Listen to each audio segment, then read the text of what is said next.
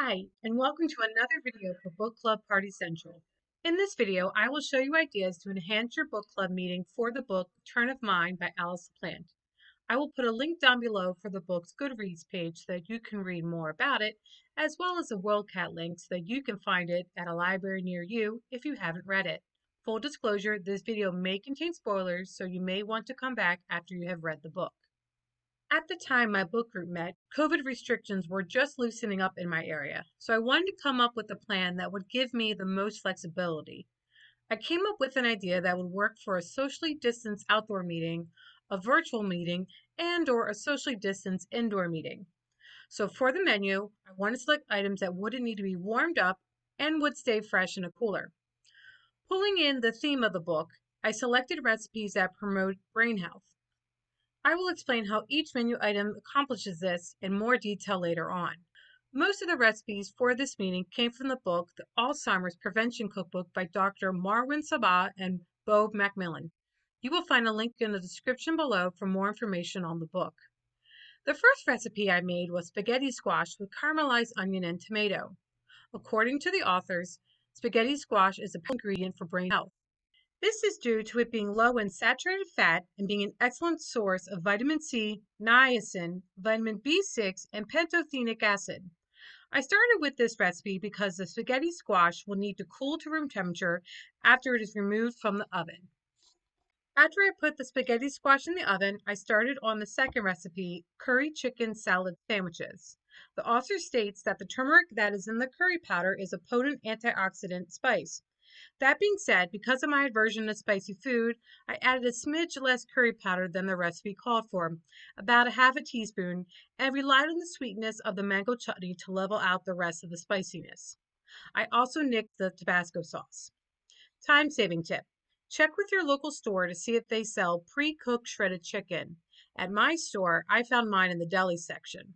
I am not a big raisin fan, so I skipped this ingredient, and I did not think that the sandwiches suffered from it. While I let the flavors of the ingredients meld together, I started on the third recipe, soba noodle salad with spicy peanut sauce. The dish is low in saturated fat, and the onions have polyphenol antioxidants in them, which aid in brain health. The peppers in this recipe also provide polyphenol antioxidants, but I omitted them. While the noodles are cooking, I started on dessert. In the book, Amanda brought a stale bundt cake the last time she met with Jennifer.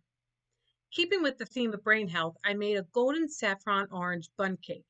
I got this recipe from almariespastry.com, and I will put a link to it below. To keep with the idea of the cake being stale, I did not add any frosting to the cake, but feel free to do so if you enjoy it. Now that the cake is in the oven, I turn my attention back to the third recipe. After draining the noodles and allowing them to cool to room temperature, I combine them with the cabbage, red onion, carrot, and cilantro. To save time, I purchased carrots that were already cut into matchstick size. I mixed everything in a large red bowl. Studies have found that the color red can increase wavelengths and stimulate appetite. It's why you often see it in logos for fast food restaurants. With the noodle salad mixed, I moved on to the spicy peanut sauce. To take some of the spiciness off, I went with a sweeter Asian chili sauce and put less than the stated 1 teaspoon in. The recipe calls for ginger, and one time-saving thing I do is to save the ginger that comes with my sushi. They do the work, and I get to eat the yummy sushi. Once the sauce was combined with the noodle mixture, I continued on with the first recipe. As with the other recipes, I mixed everything in a large red bowl. Once I had everything mixed, I did my last step with the food, which is put the sandwiches together. Now I am ready to put everyone's kit together. I used the discussion questions that were provided by the publisher, which I have put a link to down below. I printed them out with a floral border that can be colored with the colored pencils I picked up at the Dollar Tree. Coloring is an activity that is beneficial to people with Alzheimer's. At the Dollar Tree, I also picked up red reusable plates, bowls, and silverware, which can be returned to me at the next meeting. I purchased the blue placemats at Marshall's. The color blue has been found to have a calming effect for people with Alzheimer's. I added previously purchased napkins that had a bright green color while also pulling in the other colors in the place setting. Green is a peaceful color and can be used for visual communication with people with Alzheimer's. To welcome Jennifer to the neighborhood, Amanda gave her a cactus with a star-shaped yellow flower on one of its arms. I wasn't sure which type of cactus this was, and I couldn't find any cacti that had a yellow flower in bloom near me. Instead, I found small cacti with fake yellow flowers on them for only $5 each. Jennifer's daughter used to paint the shells of the snails she found on the sidewalk so that no one would step on them. To replicate this, I purchased some shells from a craft store and had my 2-year-old niece paint them for me. Now, let's put all the elements together so that they are ready to be dropped off to my group members. Start with the blue placemat, add on the discussion questions, the napkin, and then the silverware. Roll it up tightly and secure it with ribbon. I use green ribbon to keep with the theme, but you can use any ribbon that you have on hand. Next, place some shells in with the cactus and then, using the same ribbon as before, tie the colored pencils to the cactus.